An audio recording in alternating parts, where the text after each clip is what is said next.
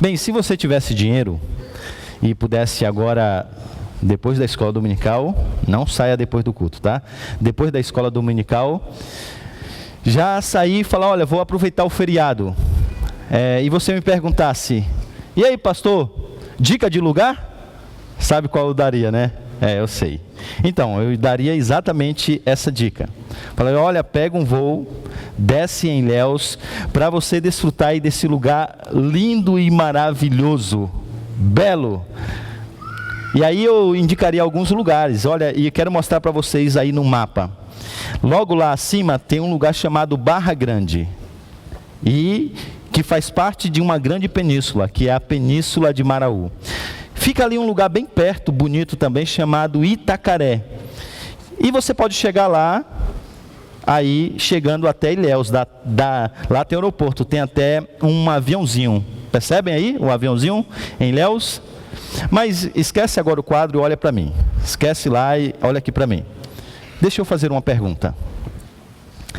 Qual é o oceano que banha essas maravilhas? Não olha para lá. Titubeou, hein? Faltou a aula de geografia. Vocês conseguem perceber que olhando em um mapa do Oceano Atlântico, mapa esse que o nome oceano quase que ocupa metade dele, se nos concentrarmos em perceber algumas praias ou algumas ilhas, nós perdemos de vista o grande oceano que banha tudo. E não conseguimos perceber isso.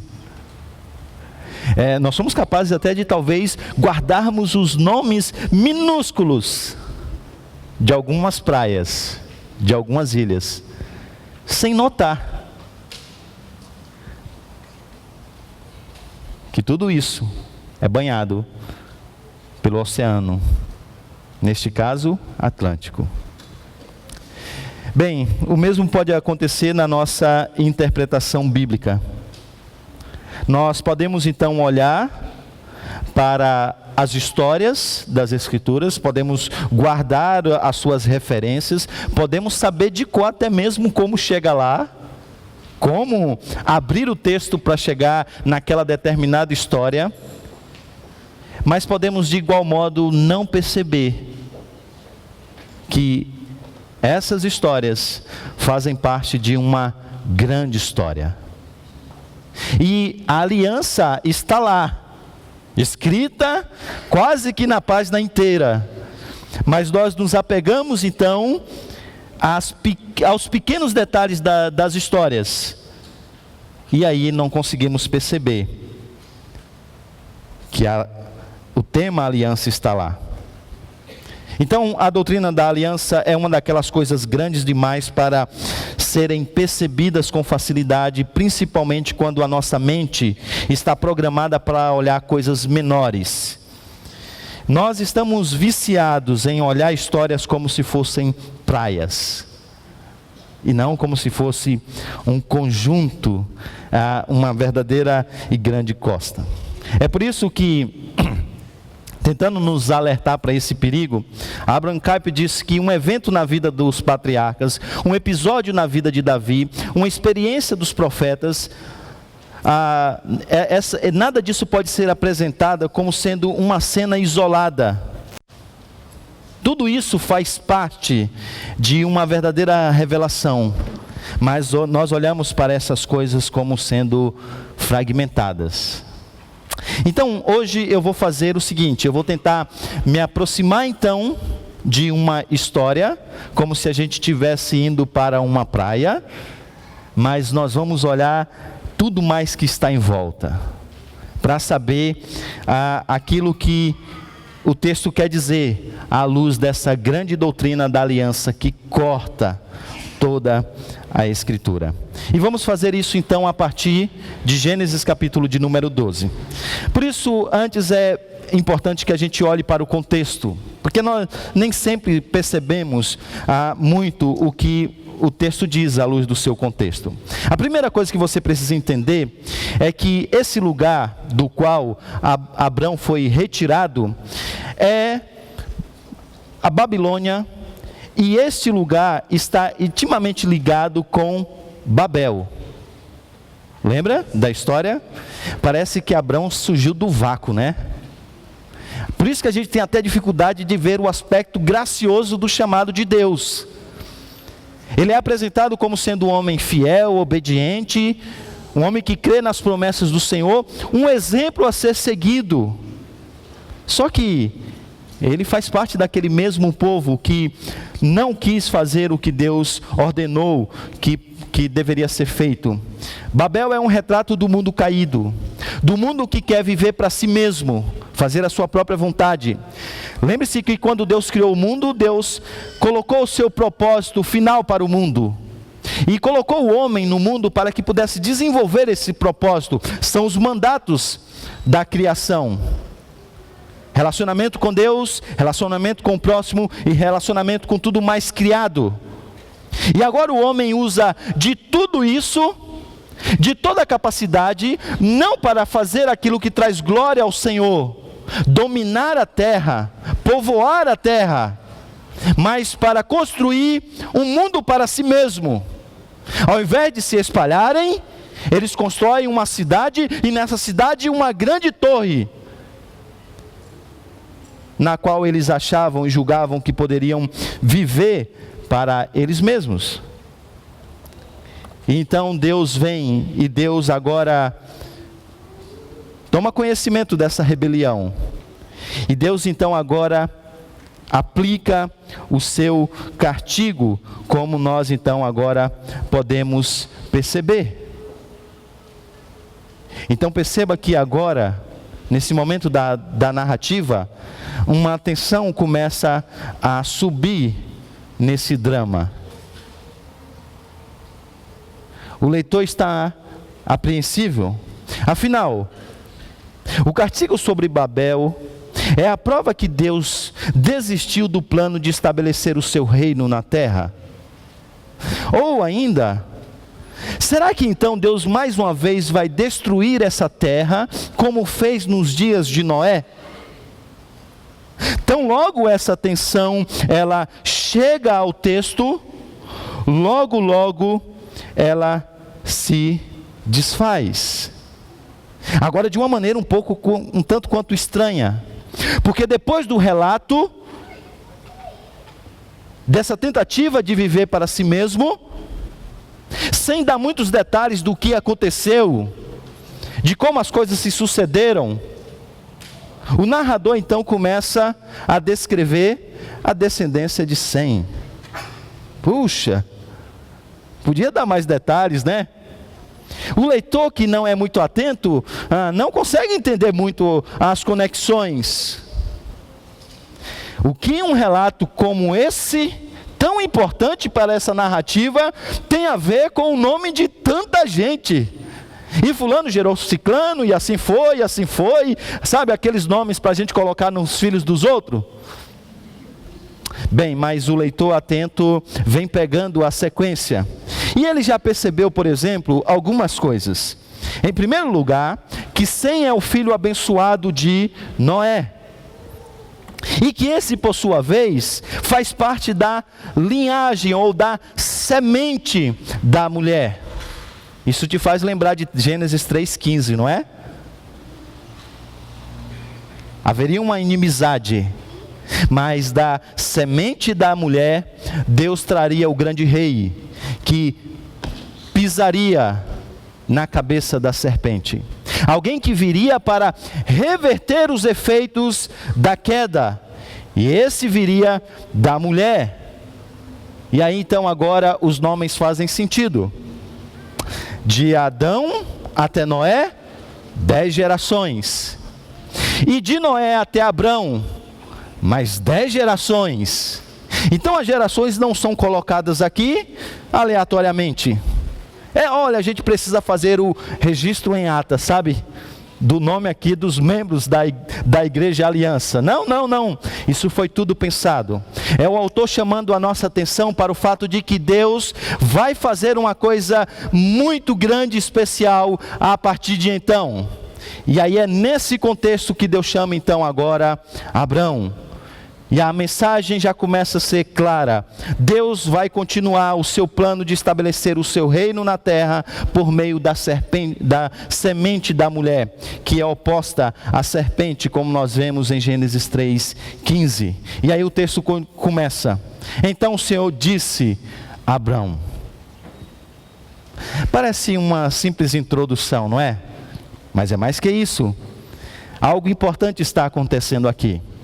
Disse Deus é uma expressão que é usada 10 vezes para transformar o caos em cosmos, para Deus trazer o mundo e a ordem à existência. E agora está Deus mais uma vez falando, organizando o seu reino, e Ele faz isso então através de um homem. E Ele vai começar então o diálogo do estabelecimento de uma aliança. E o texto é bem claro em um ponto que nós já abordamos ontem. A aliança sempre tem um caráter soberano. Vimos que no contexto da aliança, sobretudo no Oriente Próximo, era de um rei superior que tinha uma certa soberania no próprio relacionamento, estabelecendo, estipulando as normas da aliança, do acordo a ser estabelecido. E isso também aparece aqui agora na aliança que Deus está começando a fazer com Abrão. Observe que é Deus que dita as regras e Deus que diz como deve acontecer. Ele não diz: olha, eu estava pensando aqui, sabe, Abrão, eu acho que você poderia sair da sua terra, da sua parentela, e o que você acha de eu te mandar para algum lugar? Não, não é assim. É Deus que diz: sai da tua terra, do meio dos teus parentes, da casa do teu pai, e vai para uma terra que eu te mostrarei. Faça isso. Deus então, na sequência, Ele coloca alguns termos, e essas são as promessas da aliança. Aqui está o acordo firmado, e Deus é como se Deus estivesse dizendo: essa será a minha parte, ok, Abrão? Farei de você um grande povo, eu o abençoarei, tornarei o seu nome famoso, você será uma bênção, abençoarei os que o abençoarem, eu vou amaldiçoar os que o amaldiçoarem, por meio de você, todos os povos da terra serão abençoados. Essa é a minha parte no acordo. Qual é a contrapartida? A contrapartida é exatamente uma obediência pura e simples. E isso então agora acontece. Abraão responde com fé e obediência. O texto simplesmente diz: partiu Abrão como lhe ordenara o Senhor. Percebe mais uma vez? É Deus que está ordenando. Não é um acordo unilateral. Não é um acordo bilateral, melhor dizendo. É Deus que está estabelecendo os termos. E ele simplesmente parte e vai para o lugar o qual o Senhor tinha ordenado que ele fosse. Mas perceberam que Deus então apresenta a sua promessa e ela vem no número de 7. Na Escritura isso tem a ver com plenitude. Então, o conteúdo da promessa, a plenitude da promessa já está aqui zipada nesse diálogo, nesse acordo unilateral com Abrão. Percebe vocês também que o termo abençoar, bênção, aparece por 5 vezes no texto. Se você ler Gênesis com atenção, você vai perceber que Deus, Ele amaldiçoou a terra 5 vezes até essa narrativa. Bem, então o que Deus vai fazer agora, por meio de Abraão e sobretudo por meio do seu descendente, é reverter os efeitos da queda. Será que fará isso por meio de Abrão? Será que ele vai poder ver e usufruir de tudo isso aqui? A narrativa não fala, simplesmente diz que ele responde com fé e obediência. E depois então diz quem que vai junto com ele. E aí agora nos apresenta que ele vai também levar agora a sua família para poder desfrutar dessas promessas maravilhosas. Elas são maravilhosas, mas elas são possíveis?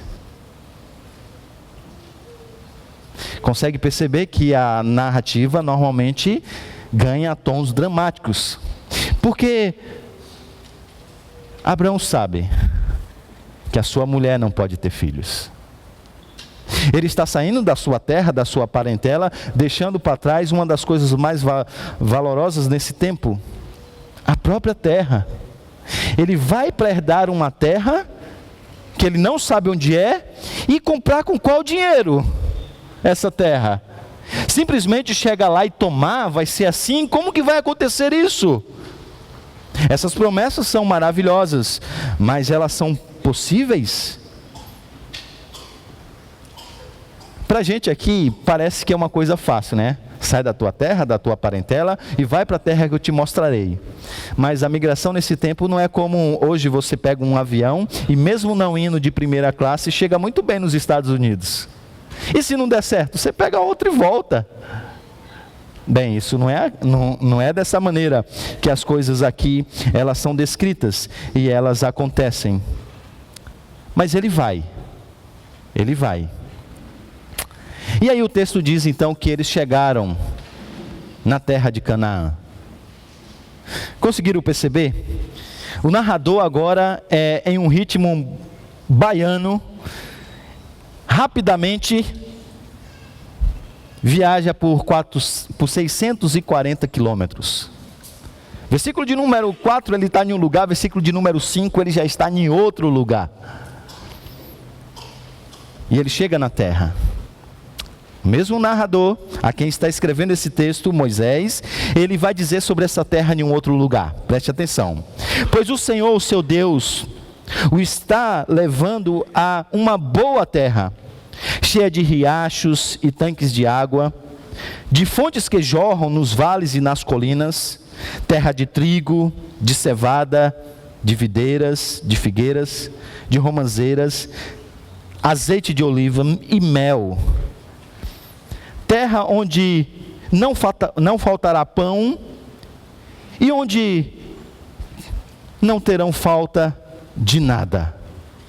Ainda em Gênesis, em um outro momento, ele diz que quando eles chegaram lá, Ló olhou e viu o vale do Jordão, todo e bem irrigado. E o narrador diz, era como o jardim do Senhor. Era como o jardim do Senhor. Isso te faz lembrar de alguma coisa? Isso te faz lembrar de alguma terra, de algum lugar, de algum início, de algum reino? O lugar então é lindo, mas perceba que a alegria de Abraão é efêmera. O versículo de número 6 diz que logo ele teve que sair daquele lugar e ir para um outro lugar. Veja o que o texto diz. Abraão atravessou a terra até o lugar do Carvalho de Moré, em Siquém. E aí ele traz uma nota, que não é à toa. Naquela época os cananeus habitavam essa terra. Então aqui agora é nos apresentado um lugar. É um lugar bom, é um lugar ótimo. No entanto, algumas coisas precisam ser entendidas. Primeiro, esse é um lugar sagrado para os cananeus. Mais uma vez, você tem que estar atento à narrativa. Os cananeus são da semente de Canaã, que lá está em Gênesis 9, 25. Essa é uma linhagem que o Senhor não abençoou. Mas Deus diz que vai dar então essa terra, que dará essa terra à semente de Abraão. E aí nós encontramos agora essa grande promessa. E o narrador então apresenta esse aspecto da maneira como Deus então agora ele daria, e essa promessa se apresenta de maneira muito clara no versículo de número 7. A sua descendência, isto é, a sua semente, darei esta terra. darei essa terra. Ela será a herança de vocês. E aí o narrador continua. Versículo de número 9 diz que então agora ele sai, ele vai para uma outra região, e ele começa a descrever essa peregrinação.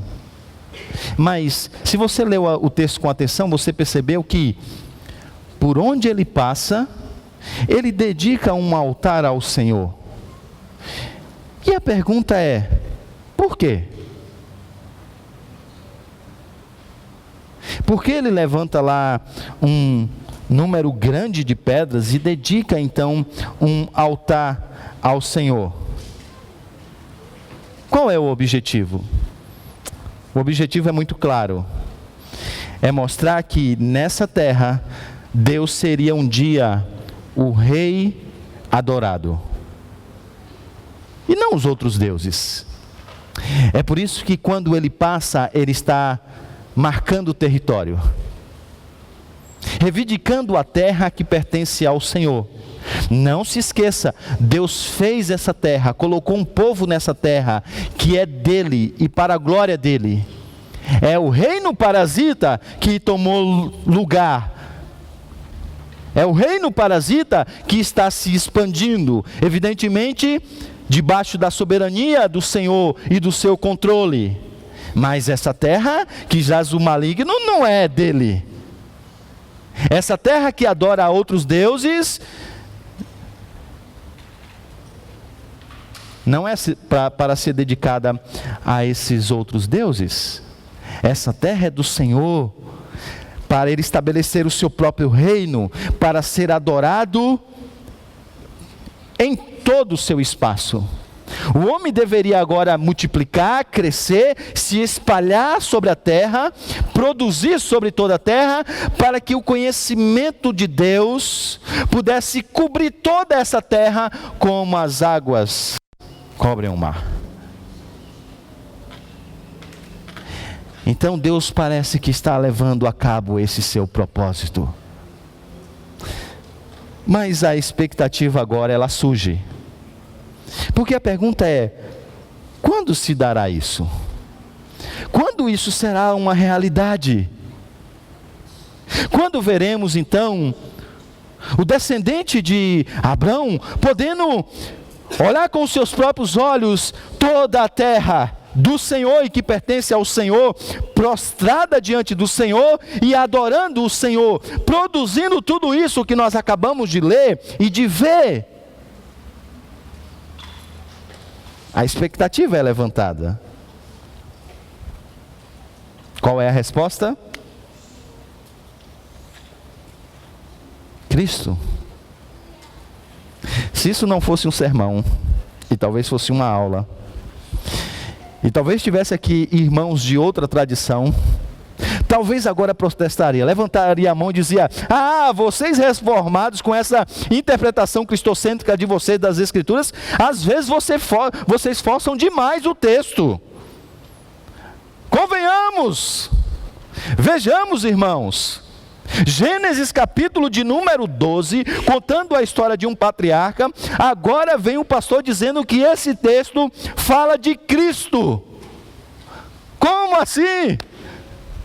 Percebam vocês que é sobre a fé de Abraão, a obediência de Abraão, de fazer aquilo que Deus o chamou a fazer. É o chamado para que ele pudesse ser uma bênção para os seus vizinhos. E é isso que nós devemos ser hoje. Deus também nos chama para que a gente possa ser uma bênção para o nosso vizinho. Agora, vem dizer que Cristo está aqui. Bem, então eu vou deixar que vocês mesmo cheguem comigo à conclusão. Por isso eu vou pedir que vocês leiam todos juntos. Vou projetar o texto. Esse texto que se encontra lá no Novo Testamento. Vamos lá. Todos juntos a uma só voz. Vamos lá? Cristo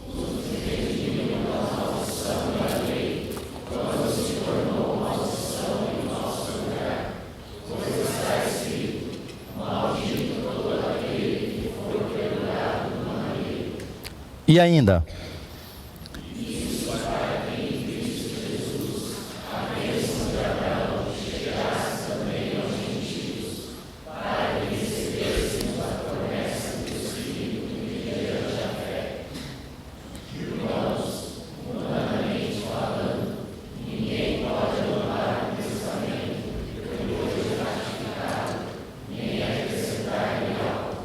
Agora, com muita atenção, leiam.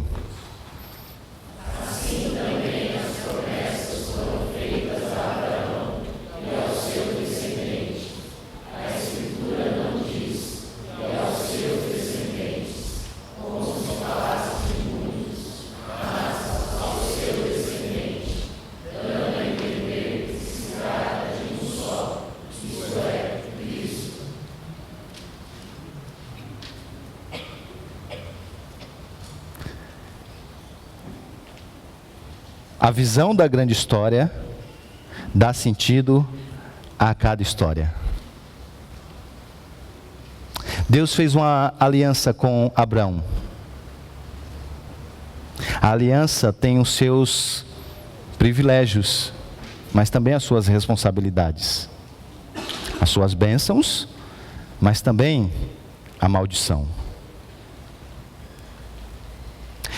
Disse para vocês ontem que quando essa aliança foi finalmente estabelecida, um ritual aconteceu que se encontra no capítulo de número 15, na liturgia que nós lemos. E o ritual era partir animais ao meio, cortando-os. E para que a aliança fosse firmada, isto é, o contrato assinado e a firma reconhecida, publicamente, então, as pessoas passavam entre as partes, dizendo: agora temos um acordo. Agora observe um detalhe, que já falamos ontem, mas para quem não estava aqui ontem, também possa perceber. Pegue sua ordem de culto. Vá até o primeiro texto de Gênesis capítulo de número 15.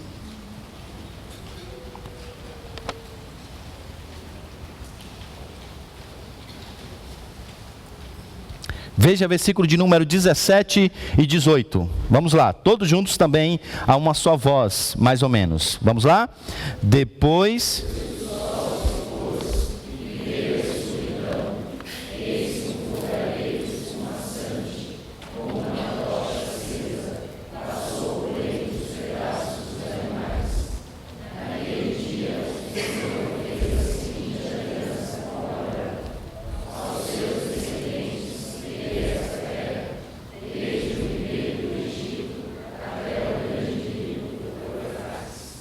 Conseguiram perceber?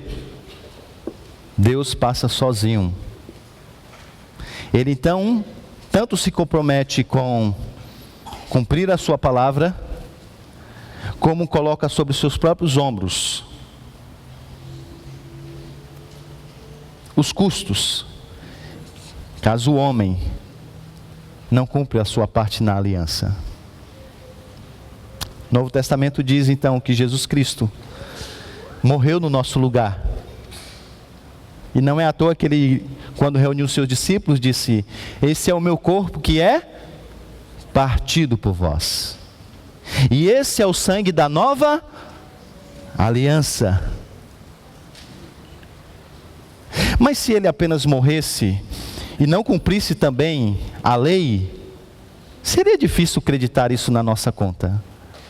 É por isso que ele cumpriu todos os termos do contrato. Ele, de forma passiva, se submeteu à lei. De forma ativa, obedeceu toda a lei. E agora isso pode ser creditado também na nossa conta. Como eu disse ontem, permitindo que Deus então agora pudesse ser justo e justificador daqueles que têm fé em Jesus. E ele fez o que Abraão não fez. Não precisa ir longe, gente. Continua a leitura do capítulo de número 12, você já vai ver a canelada que ele vai dar. Temendo e amando demasiadamente a sua própria segurança, ele monta um trama, uma mentira, para salvar a sua própria pele. O homem que aparentemente confia e tem fé no Senhor, agora treme na base. A gente precisa de alguém que seja de fato maior do que Abraão para nos salvar. Então agora nós recebemos os benefícios da aliança, porque Cristo pagou os custos no nosso lugar. Cristo pagou os custos no nosso lugar. Isso então agora nos conduz a entendermos esse texto à luz dessa grande redenção. Então, em primeiro lugar, primeira aplicação, o cristão como Abraão é um peregrino que busca uma terra para morar e viver. É a mesma busca. A gente quer um lugar que a gente possa chamar de fato nosso. E a gente caminha para esse lugar. No entanto, a gente sabe que hoje, esse cristão ele vive como um estrangeiro. E por isso tem que lutar com injustiça, com violência, com perigo, como Abraão também teve que lutar durante toda a sua vida. Mas ele mantém a sua esperança na promessa, na grande promessa de que um dia a terra sem a maldição divina será novamente um paraíso, o jardim de Deus, o lugar de comunhão com Deus e de vida plena. Isso de fato um dia vai acontecer, porque o descendente de Abraão veio para finalmente reverter as maldições sobre o mundo criado e sobre a nossa própria vida. Ele vai abençoar a terra, Ele vai abençoar as nossas vidas, Ele vai cuidar de nós, Ele vai ser o nosso próprio Deus, o único Deus a ser adorado. E os seus discípulos, de hoje, de ontem, eles dão continuidade à mesma missão. Todas as vezes que nós enviamos um missionário para uma terra não alcançada, nós estamos conduzindo alguém para reivindicar a terra que é do Senhor. E para dizer às pessoas: ei, preste atenção, está tudo errado. Essa terra não foi criada com esse propósito. Ei, vocês não podem usar a inteligência de vocês para fazerem essas coisas. Deus deu a vocês um mandato de cuidar dessa terra, de desenvolver essa terra, de criar novas tecnologias, mas deixa eu lhe dizer uma coisa, é para a glória do Senhor. Por isso vocês precisam se relacionar com Ele, porque isso aqui não é de vocês, para vocês fazerem o que vocês acham que podem fazer. E Jesus Cristo disse para os seus discípulos fazerem isso. Ele já começa o seu discurso em Mateus capítulo de número 5, falando sobre a bênção sobre a terra e dessa esperança. E ele diz: bem-aventurados os mansos, porque herdarão a terra.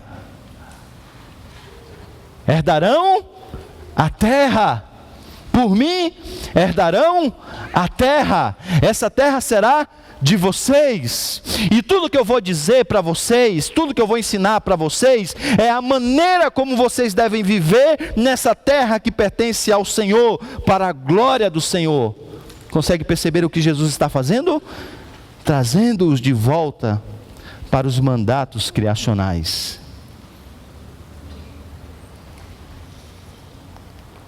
Deus criou esse mundo com um propósito e deu ao homem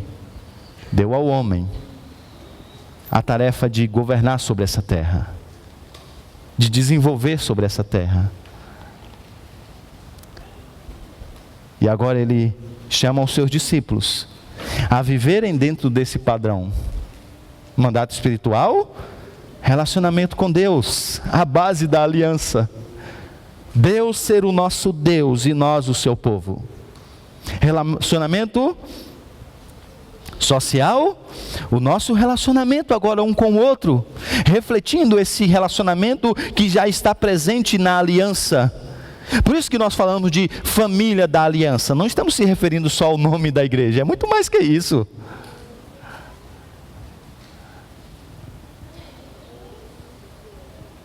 Relacionamento cultural, usando a nossa inteligência para cultivarmos a terra, para desenvolvermos isso, produzirmos novas ciências, novas tecnologias, para a glória de Deus. É uma história que tem um caráter restrito, redentor sim, mas consegue perceber que tem a ver com todas as esferas da nossa vida?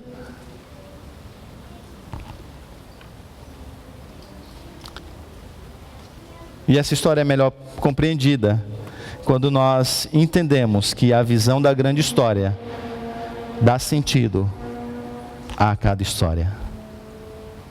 Mais que isso, a visão da grande história dá sentido à sua própria história, à sua própria vida.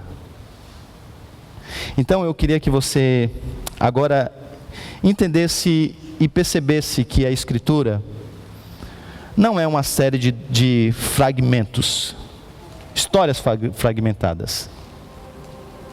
A Escritura tem uma única mensagem, uma única história.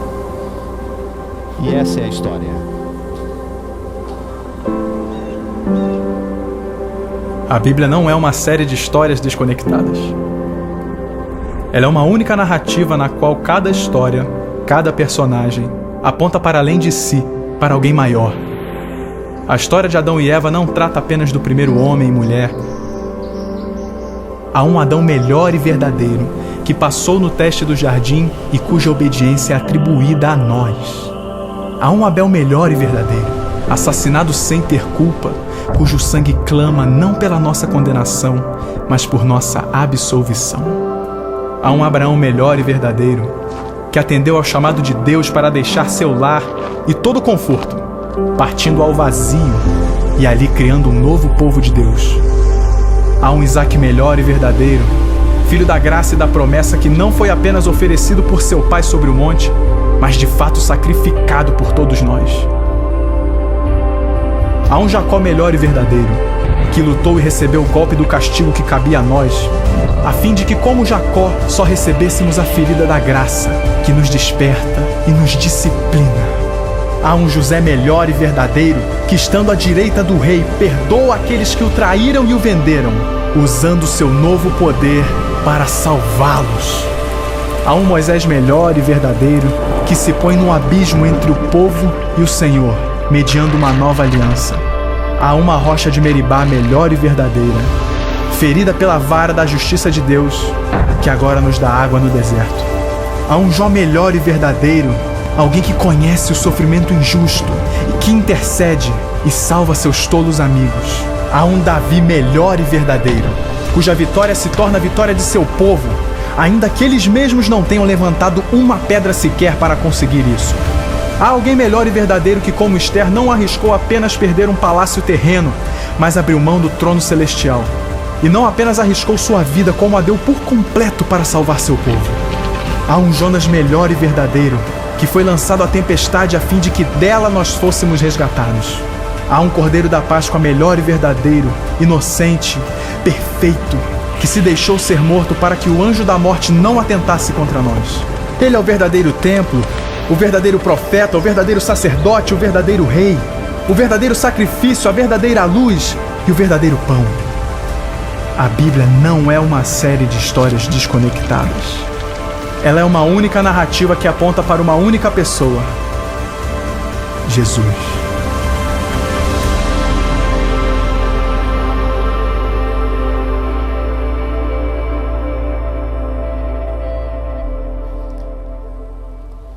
A visão da grande história dá sentido a cada história. A visão da grande história dá sentido à nossa própria história. Vamos nos colocar de pé? Nós vamos cantar um cântico que fala desse Deus que continua sendo Deus. Independente daquilo que nós passamos enquanto peregrinamos por essa terra, Ele continua sendo o nosso Deus, cuidando de nós, porque Ele é um Deus fiel à sua palavra, fiel à sua aliança. Podemos descansar no cuidado do nosso Rei, podemos descansar no cuidado do nosso Senhor. Ele é o nosso Deus, Ele é o nosso Senhor, que nos chamou soberanamente, graciosamente, bondosamente, para que pudéssemos ter com Ele uma aliança. Não desespere-se, Ele cuida de nós, Ele é o nosso Deus. Vamos cantar.